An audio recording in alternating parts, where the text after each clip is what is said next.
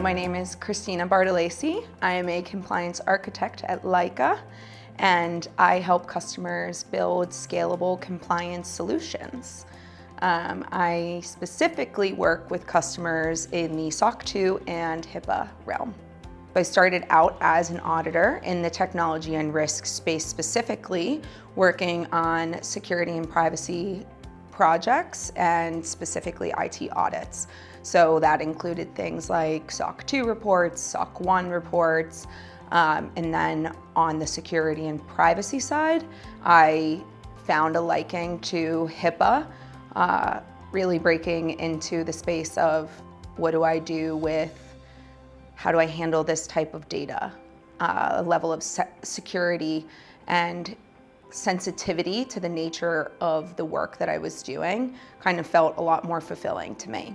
I have seen many customers go through multiple stages of their journeys, both compliance and as companies.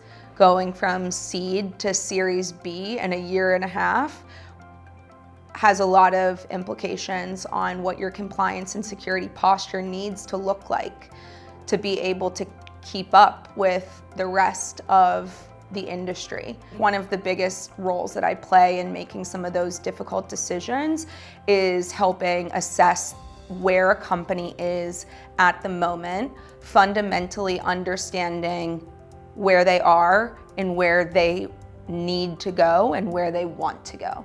So factoring all of that in and making the appropriate decisions or recommendations in a lot of ways for these companies when they come to us and they are a deer in headlights and not sure how to move forward. What does that look like? Providing the reassurance and the guidance to let them know, we're here to help you make the right decision. Because nothing feels worse than a customer coming to us saying XYZ told them that they needed to spend $30,000 on a pen test once a quarter. And that's just not a scalable solution or anything that really is even necessary. They need to hear that from somebody, that it's okay to not do that.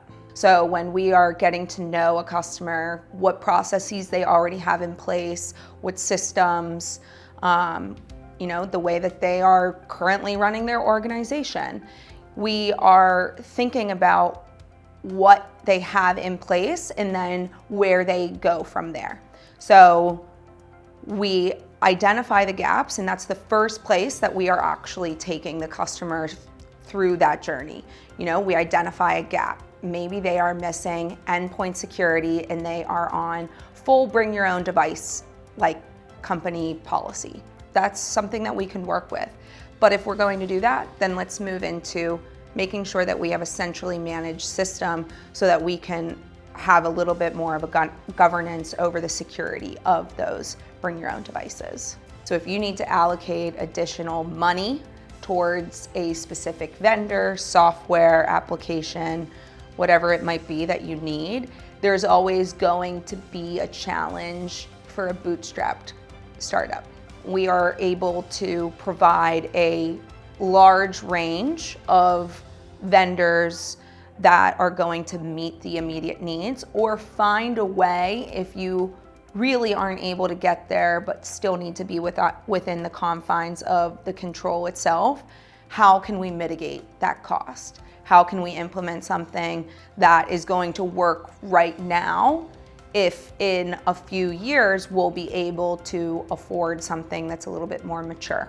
Creating that plan is, I think, one of the most crucial pieces of the Laika experience, because you always know what is directly in front of you. You know up front what the challenges you have in moving forward are going to be. I think one of the biggest things that customers honestly come to us, and a lot of value gets added, is genuinely around the most foundational point of doing any of this, which is policies.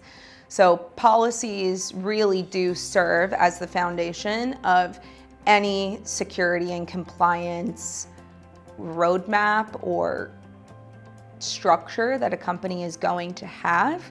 So there's a lot riding on policies. You really want to make sure you've got those down and that they are going to be able to be buildable, scalable, and make sense for your organization, not just because you're trying to pass an audit or a security questionnaire or something like that. You are really trying to integrate them as a little bit of your company manifesto at the end of the day. This is the way that you are going to build and scale your organization. You really want to make sure that you have a third-party opinion on how you're going to be doing that. Is this okay? Is the way that I'm doing this going to make sense in 3, 5, 10 years from now? I've seen specifically Laika's software help customers immensely in 2 very distinct areas. One being the audit process, so going through a SOC 2 audit. When you work within the Laika platform and you are, integrating with our integrations and using our monitors to pull in evidence, that evidence is not duplicative through the audit process. So your evidence and what you actually need to provide to the auditors flows directly through the app into the auditor queue. For example, with a change management ticket, if you're connected through Jira, you will automatically be able to pull in that information for the auditor to then go through the process of making the selections, understanding the process, the flow, the permissions. All of that all lives within the software. There's no human error, nothing lost in translation.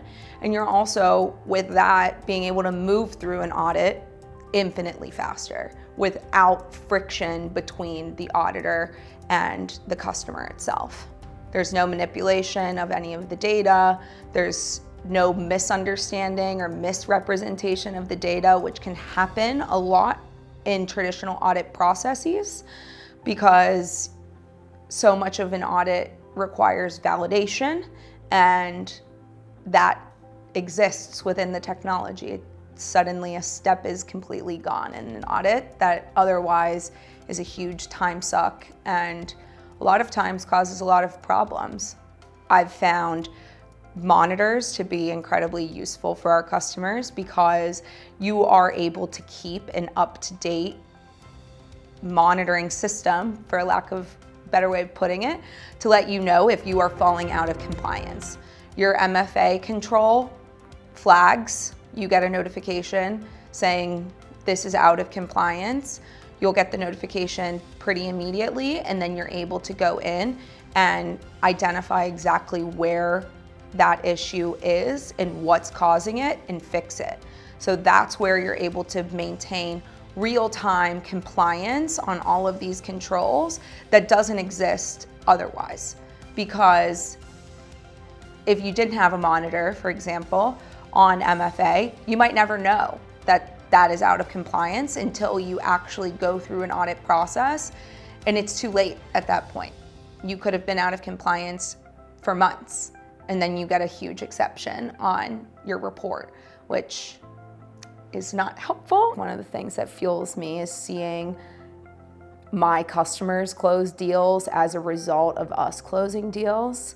So our success being an exact extension of their success is just unmatched. Seeing them in the news, closing huge deals, new rounds of fundraising, IPOs, whatever it might be. Honestly, it feels personal. It ends up being personal, right? Like we might have been a small portion in that victory, but it feels huge, and there's nothing quite like it.